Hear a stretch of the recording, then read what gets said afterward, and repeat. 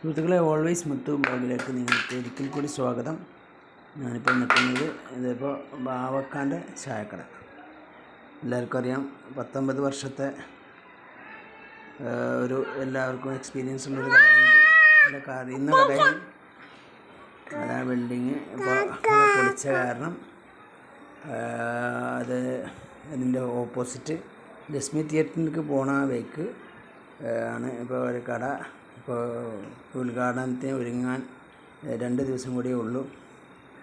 അപ്പോൾ വ്യാഴാഴ്ച രാവിലെ 7 മണിക്ക് ഉദ്ഘാടനം ചെയ്യുന്നതാണ് പറഞ്ഞിരിക്കുന്നത്. അപ്പോൾ നമ്മളെ പഴയ രുചി വൈഭവങ്ങളെല്ലാം ഉണ്ടാവും.